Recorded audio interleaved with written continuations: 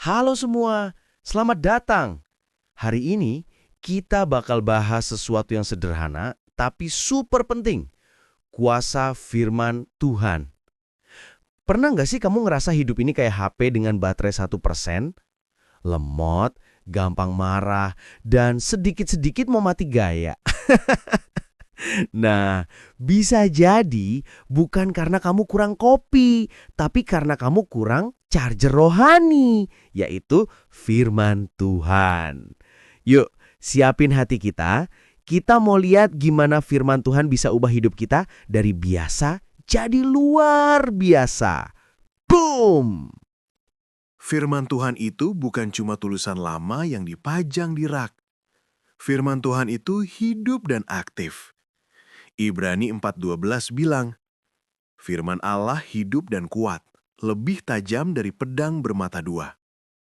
Artinya, firman bisa menembus sampai ke dalam hati kita, memisahkan mana yang benar dan mana yang salah. Tapi tenang aja, nggak pakai jarum suntik kok. Kadang waktu firman menegur kita memang nyesek.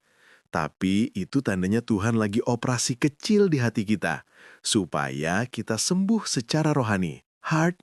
Sekarang pertanyaannya, gimana caranya biar firman Tuhan benar-benar bekerja dalam hidup kita? Pertama, mulai dari hal kecil. 1 ayat sehari jauh lebih baik daripada 0 ayat seminggu. Kedua, renungkan dan catat apa yang Tuhan sampaikan lewat ayat itu. Ketiga, lakukan. Karena firman tanpa tindakan, itu kayak resep masakan tanpa dimasak. Enak dibaca, tapi perut tetap lapar. Dan terakhir, bagikan firman itu ke orang lain. Siapa tahu, 1 ayat dari kamu bisa jadi harapan buat orang. Yuk, refleksi sebentar. Kapan terakhir kali kamu baca firman bukan cuma buat tahu, tapi buat diubah?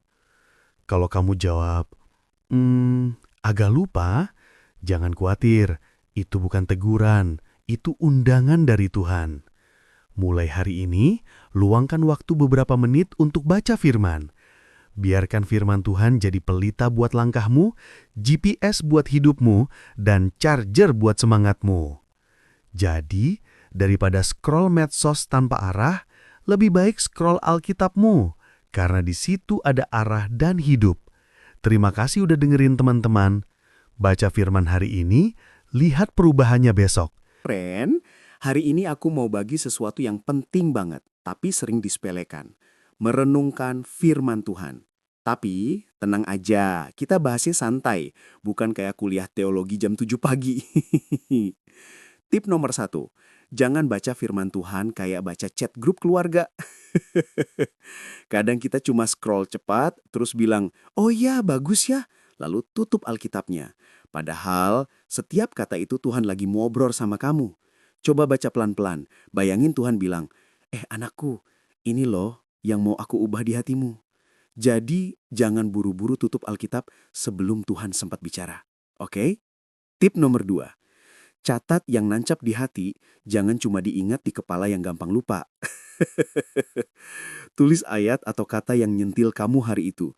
Karena otak manusia tuh kadang kayak RAM HP jadul. Cepat penuh, gampang lupa. Tapi, kalau kamu tulis, kamu lagi simpan pesan Tuhan di memori hati, bukan cuma di pikiran. Oke? Dan waktu kamu lagi down, kamu bisa buka catatan itu lagi dan bilang, Tuhan pernah ngomong ini sama aku. Ayo, semangat lagi. Tip nomor 3. Ngobrol sama Tuhan bukan cuma bilang, amin, di akhir. Coba tanya Tuhan, kenapa ayat ini muncul hari ini ya? Atau, apa yang mau engkau ubah di aku lewat ini? Percayalah, Tuhan tuh seneng banget kalau kamu ngajak dia ngobrol. Dan jawabannya sering muncul lewat damai sejahtera di hati. Jadi, ubah renunganmu jadi 2 arah, bukan monolog rohani. Tip nomor 4. Lakukan walau sedikit, karena tindakan kecil bisa ubah hidup besar. Firman Tuhan baru punya kuasa kalau dijalankan. Kalau cuma dibaca tanpa dilakukan, itu kayak beli sepatu olahraga mahal tapi cuma dipajang di lemari. Coba mulai dari hal kecil. Maafkan orang yang nyebelin, ucap syukur walau keadaan belum enak, dan doakan orang lain sebelum tidur. Langkah kecil, tapi hasilnya besar di mata Tuhan. Jadi intinya, jangan cuma baca firman Tuhan, tapi resapi, renungkan, obrolin, dan lakukan. Karena waktu kamu lakukan itu, hidupmu gak bakal sama lagi. Firman Tuhan bukan cuma ubah pikiranmu, tapi juga ubah arah hidupmu.